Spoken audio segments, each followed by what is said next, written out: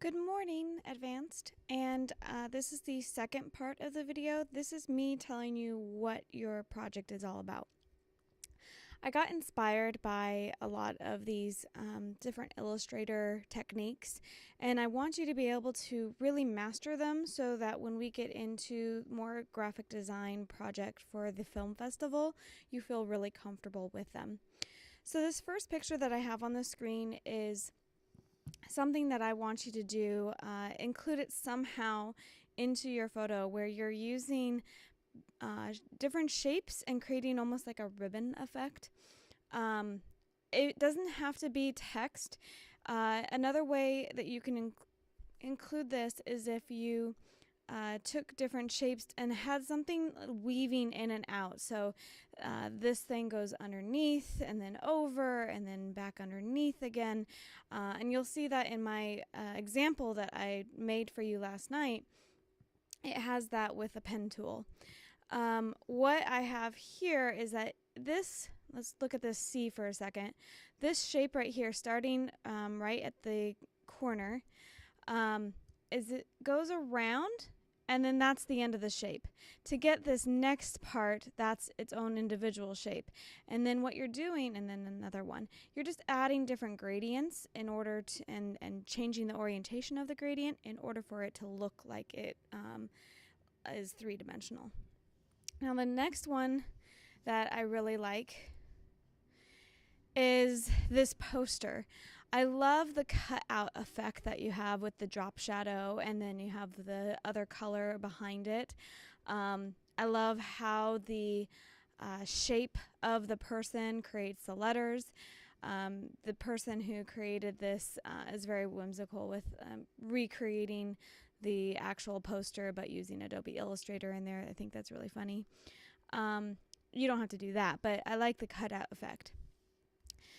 The next one, obviously this is a photograph of a pop-out that someone had made, but I want you to try and create it in Illustrator. This is going to be obviously for a book, but I want you to do the same thing using either your silhouette for just your head, or you can do it for your full body like this. And you need to include other text and other elements to go within your picture. My example, which you'll see in a little bit, doesn't have the within the picture part, but you get the idea. The drop shadow is easy to add in photo or Illustrator as well. Again, another photograph, but I think you can recreate it, and you can actually make a Illustrator version of a cloud if you want to do a cloud, but I like the cutout. This one's really nice, putting the texture within the shape. This is most likely done as a photograph. However, you can easily recreate this in Illustrator. So I'd like you to be able to put an image inside of a shape that you create. I'll show you how to do that again, those of you who forgot or have never done it before. My goal is that you feel comfortable for doing movie posters in the future, taking some of your photographs and being able to apply them to a poster. This one, you know, nice little silhouette thing that they have going, the different birds, the clouds. It's very painterly in there. Very flat graphical, and I love the old style 1960s look.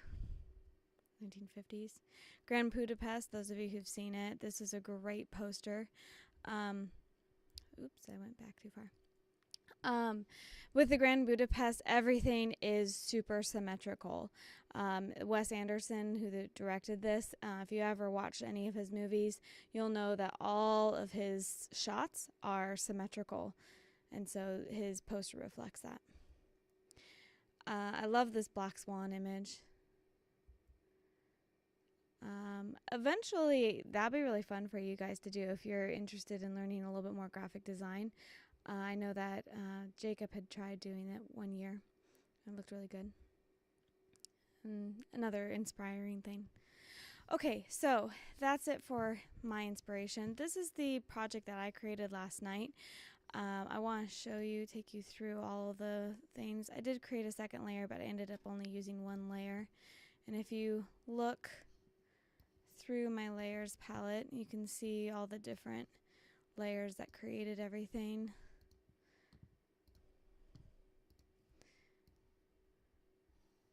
So I'm going to take you step by step in how I created this.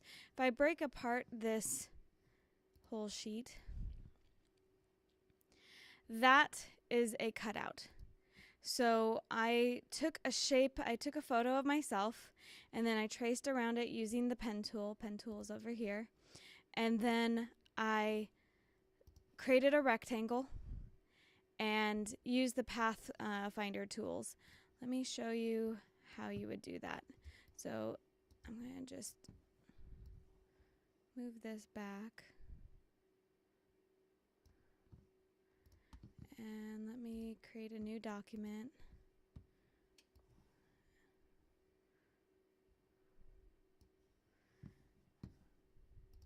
Made my cursor huge for you guys. Okay, so if I were to take the pen tool, and I'm not going to trace over anything specifically, but I'm just going to make a really bad heart.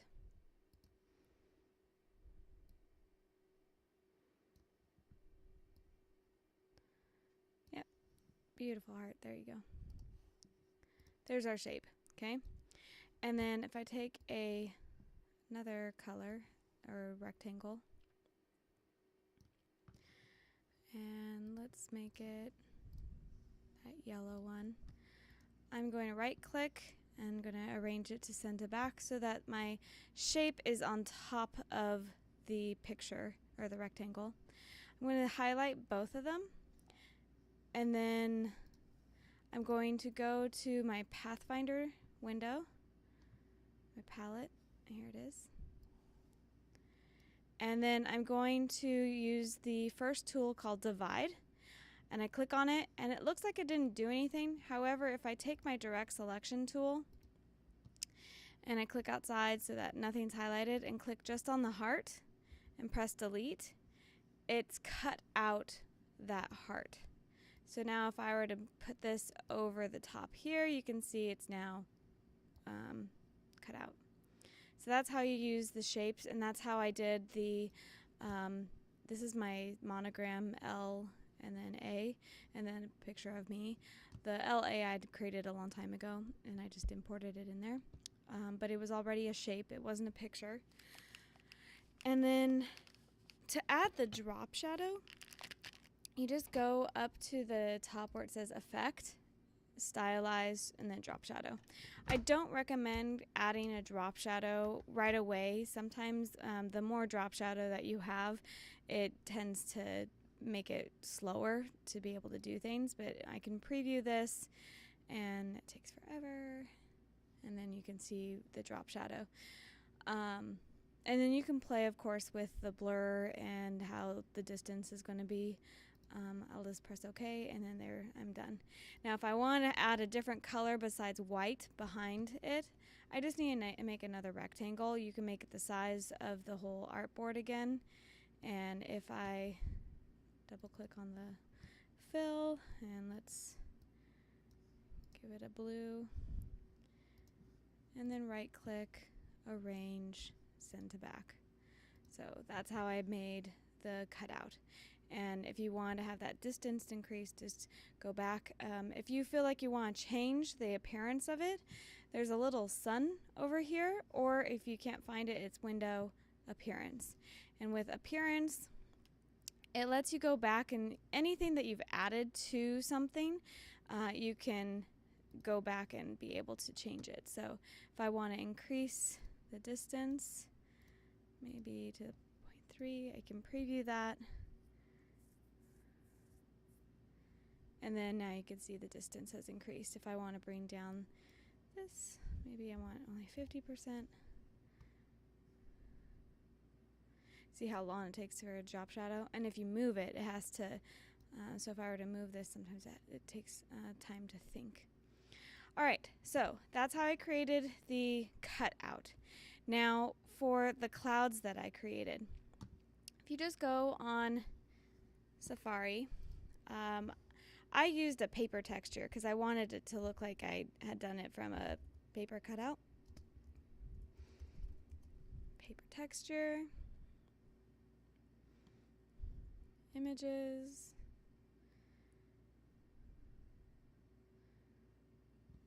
takes forever to load. My search tools are already on large images. Let's just take this one because it's the only one that's thinking. I'm going to drag it out to my desktop. Drag it in here to Illustrator. And let's just make this really small. So here's my paper texture. Don't forget that if it has an X through it, it's a linked file, and so therefore you need to go up to the top and embed it so it no longer has the blue. And then I just created my clouds, and this I'm going to show you how to use the Pathfinder tool again. So if I take my ellipse tool and I made several shapes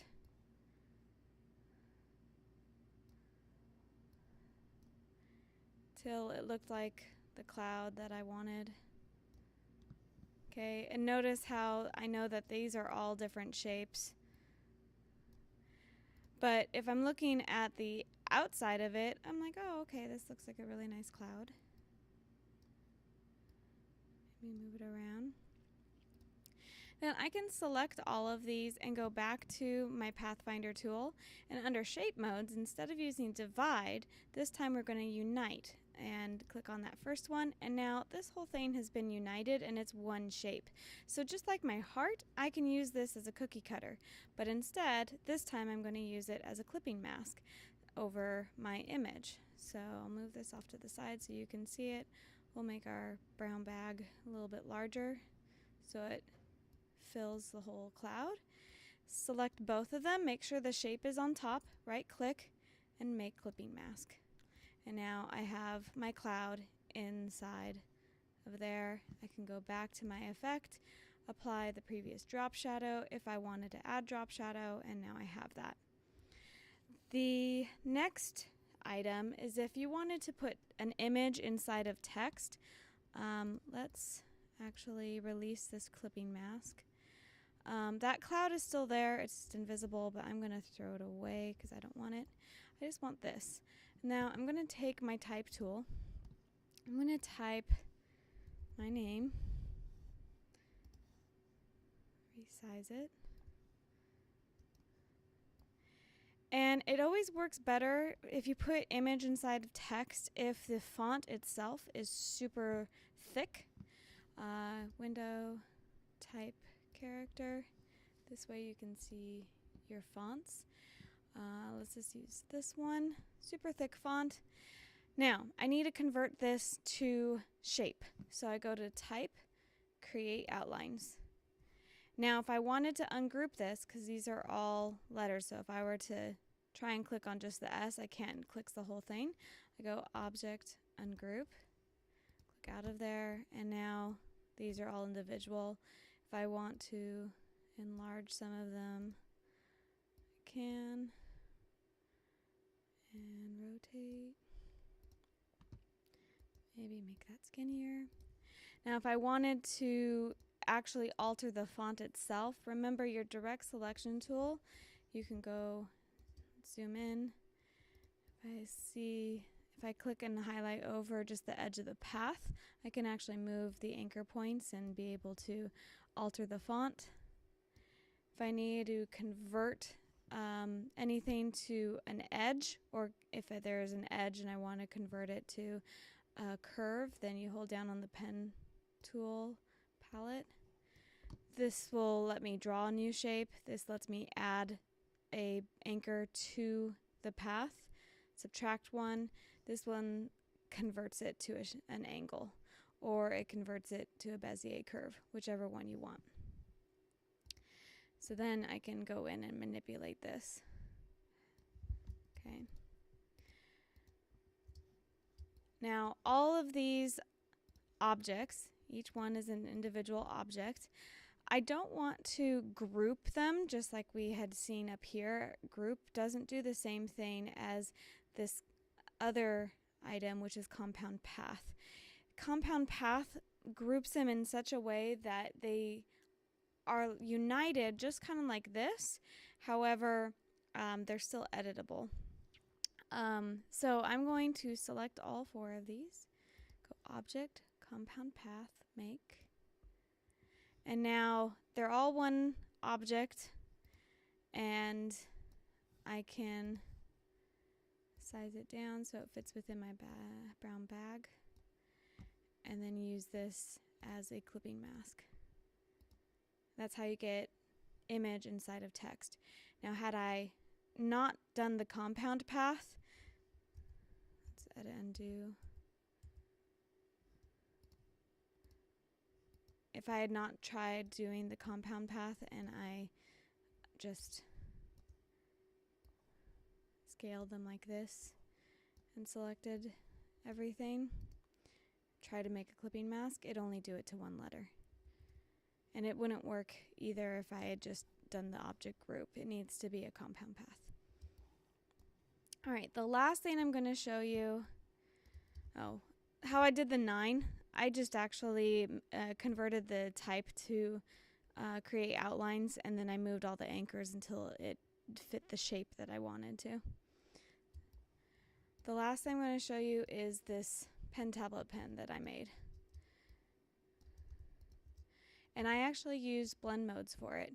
I did do the monogram as 2 separate things. This part is a cutout, and then this part is the actual object, and I use blend modes on it.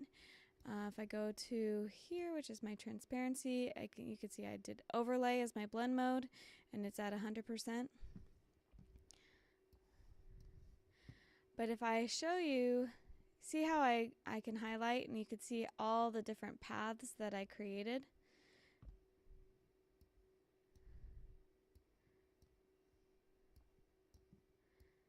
Move them around. And this is what created that pen.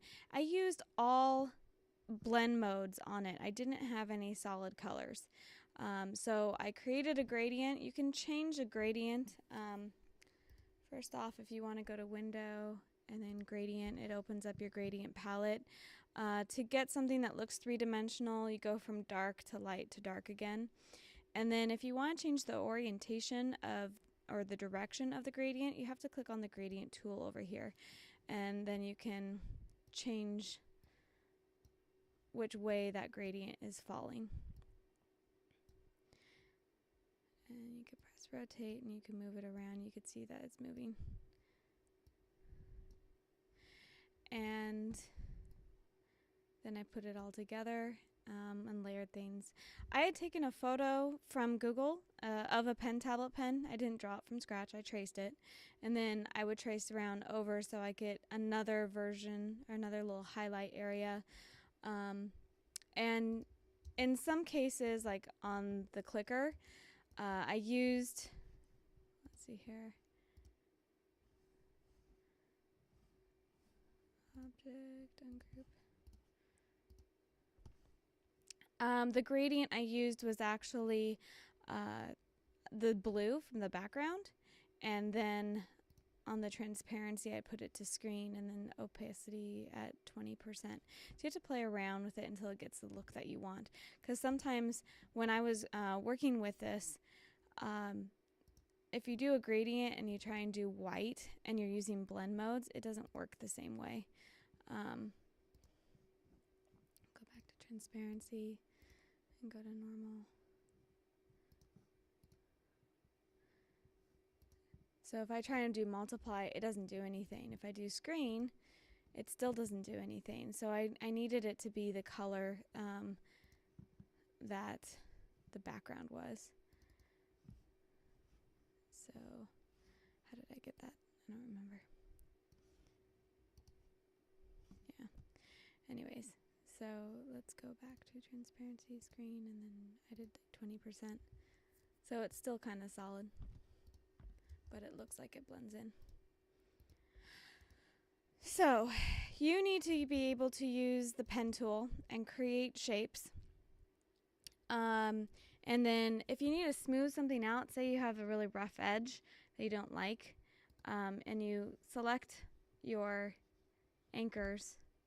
And then you can go to your pencil, and if you hold down, go to smooth, and then you can play with the smooth tool, and it changes where the anchors are.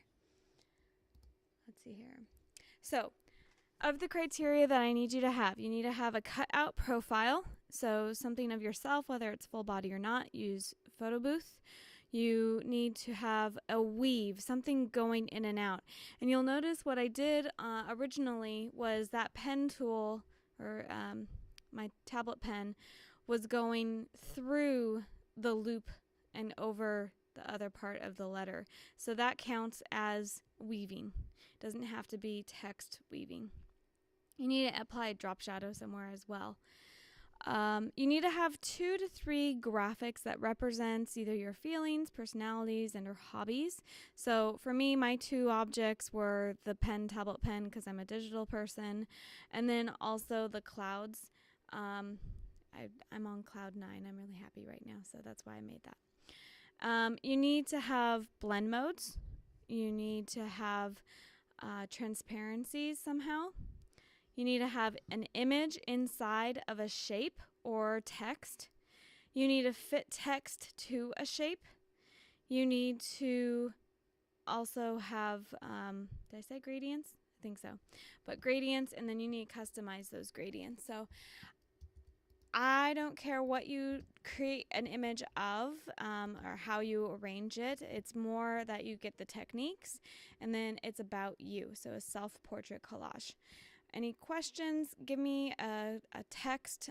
Some of you have my phone, and if you don't, then you can just email me through School Loop, and then I will get it immediately. You can totally bother me during that stupid meeting. So I will talk to you later, and I'll see you on Thursday.